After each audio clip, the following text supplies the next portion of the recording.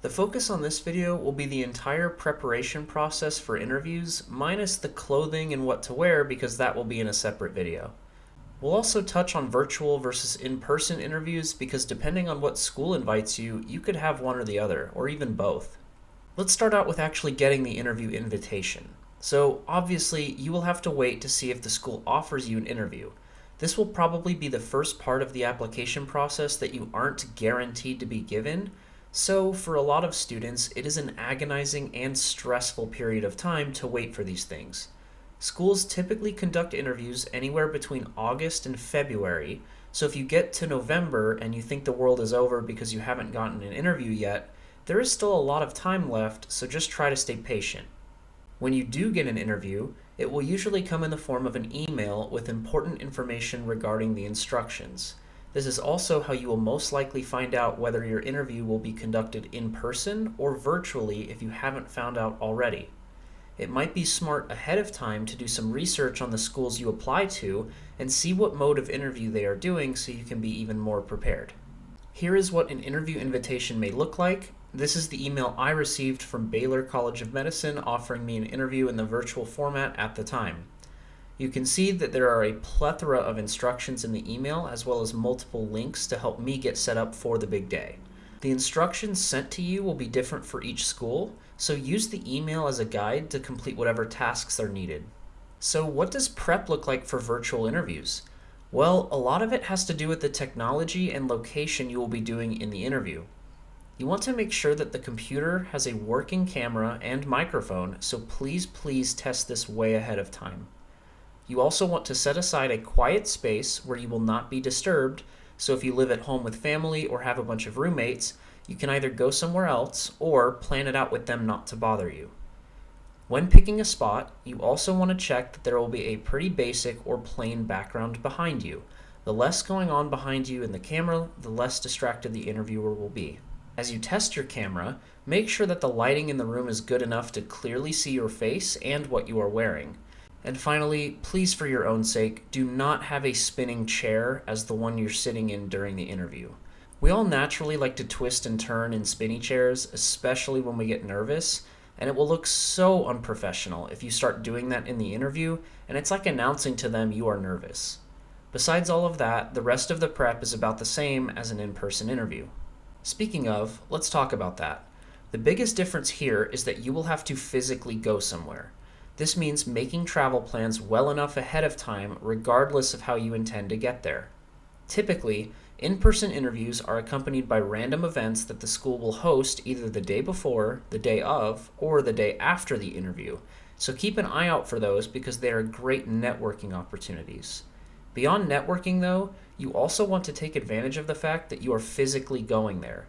Use some time to explore the town, explore the school, and really get a feel for the community. A lot of times the make or break component of whether you think a school is a good fit is the actual location and community that you will spend the next 4 years in. The last bit of advice I can give you about in-person interviews with getting ready to travel is how you pack all of your clothes.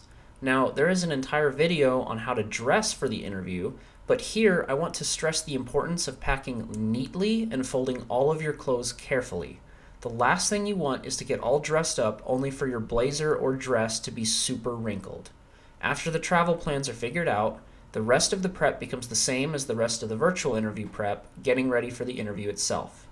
Before we talk about some of the questions you should be ready for, let's quickly go over what might be the most important thing to have on your mind during your interview, and that is the 4 tenets of medical ethics. Remember that these interviews are not only to see if you would be a good fit for the school, but also if you have the qualities of a future physician.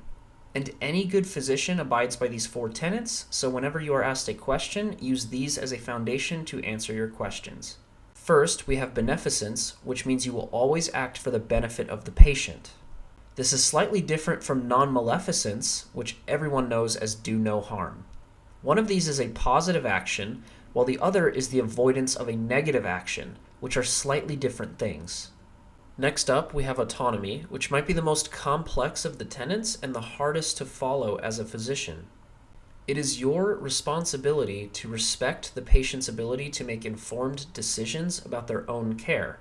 So, even if they want to undergo or withhold treatment that goes against medical advice, so long as they understand what the risks and consequences are, you must respect that decision. Finally, we have justice. Justice means that you will treat all patients equally and fairly. So the family man and the prisoner that come to see you will get the same level of care and attention. These four concepts are the foundations of medicine, and they are what create the qualities present in every good physician. You should absolutely be familiar with these principles before your interview, because if you ever get stumped on a question or don't know what to say, you can always fall back on these four things. Additionally, if you are able to weave some of these tenets through your answers, it will show incredible qualifications to be a future physician. Speaking of questions you might get asked, let's go over some of the main ones that you should expect a high chance of showing up. These are only a few examples and not a comprehensive list, but from my own experience and the experience of some of my classmates, I think these specific ones overlap pretty well. This first one is arguably the most important question you will be asked. It gives you the opportunity to steer the conversation wherever you want it to go. Let's say you had a bunch of research you are proud of and want to talk about that during your interview. Well, when you start to talk about where you came from and who you are, talk about some of your recent accomplishments. Show your enthusiasm for the work you have done and what expertise you have with it.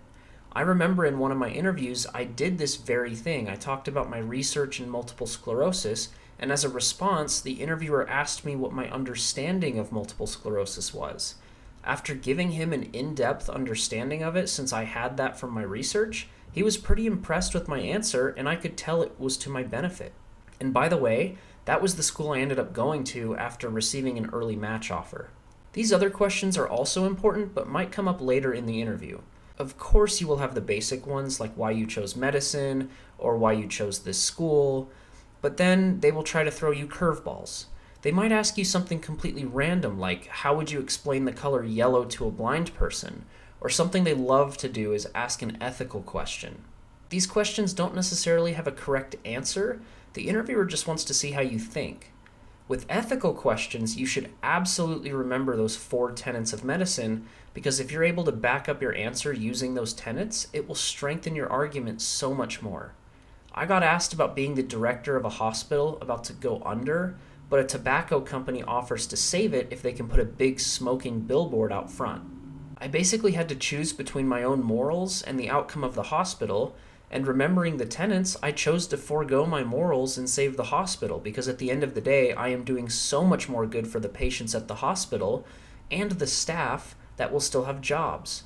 Remember too that medicine is a field of selflessness. Showing that quality in your answers will also help you out a ton. When you practice answering these kinds of questions, do it in front of family or friends, but make it serious. Don't be laughing and joking the whole time. Pretend it's the real thing and try to give a genuine answer. You will quickly find out that it is a lot harder than you think, and you might start to stutter or flub your words. That's why practice is so important, and you should take it seriously. Also, make sure to thoroughly review your own application before your real interview. Interviewers love picking something random that you put on your application and say, tell me more about this. And if you just put that because it was something random you did and you don't remember it, then you're out of luck. That's why making sure ahead of time that you remember exactly everything you put on that application and know it well enough to explain what it was is such a crucial part of the prep. The last thing I will say is to avoid creating elevator speeches or trying to memorize an answer to a certain question. Of course they are going to ask you, so tell me about yourself, or why are you interested in medicine? If you know that ahead of time, then shouldn't you just have an answer prepared for it? Absolutely not. The interviewers are trying to get to know the real and genuine you. If you take the time to flesh out some memorized response, not only will it come off as synthetic, but it will immediately leave a bad taste in their mouths. I know interviews can be incredibly stressful, but these will actually go by a lot faster than you think. I don't want to get too much into this because there's an entire video dedicated to the actual interview experience, but just know that it's not as bad or scary as you are picturing it to be. You have come so far as a pre-med student, and just getting to the point of being offered an interview is a huge accomplishment that you should be proud of.